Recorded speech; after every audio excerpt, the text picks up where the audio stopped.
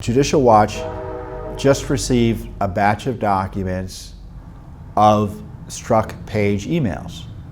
So Congress isn't able to get all of these documents.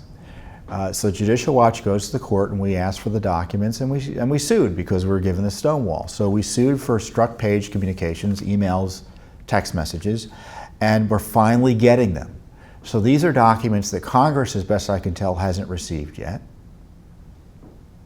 But Judicial Watch is able to receive because we're willing to go to court and fight for them in court.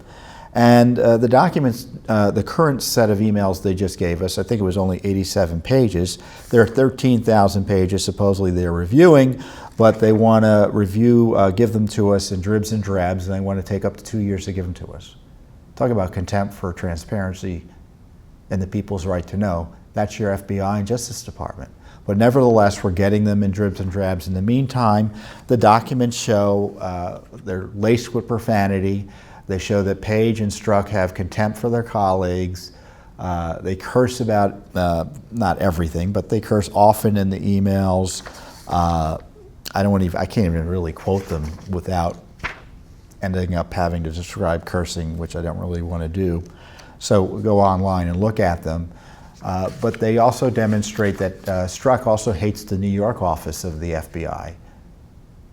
Now that was the office that found the, interestingly later, after the email was sent, the Weiner laptop documents. Remember, emails from Hillary Clinton's email server ended up on Anthony Weiner's laptop. Anthony Weiner married to who? Yuma Abedin, Hillary Clinton's top aide.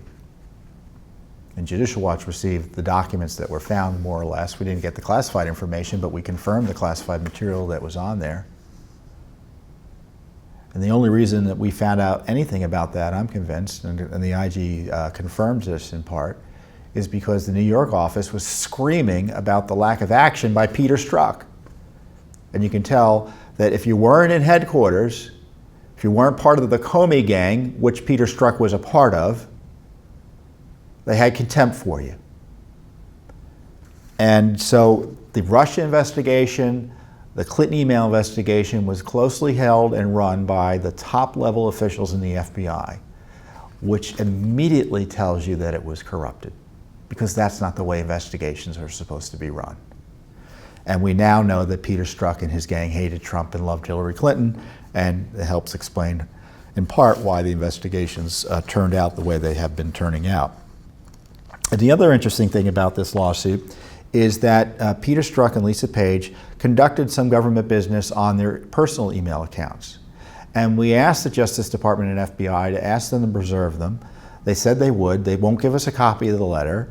So we don't trust what's going on, so we've asked the court for a preservation order to confirm that no more government records are going to be destroyed, because that's a nasty habit. We remember Hillary Clinton, that some of these government officials have.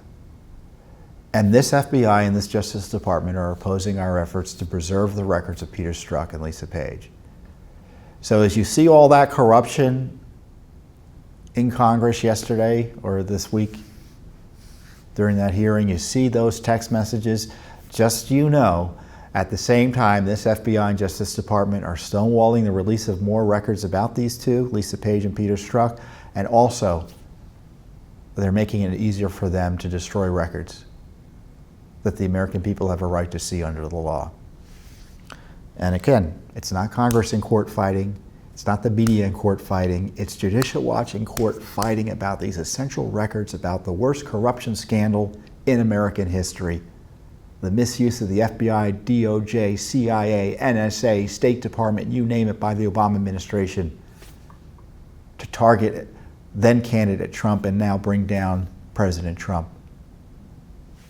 through a politicized, improper, unconstitutional, out of control special counsel investigation.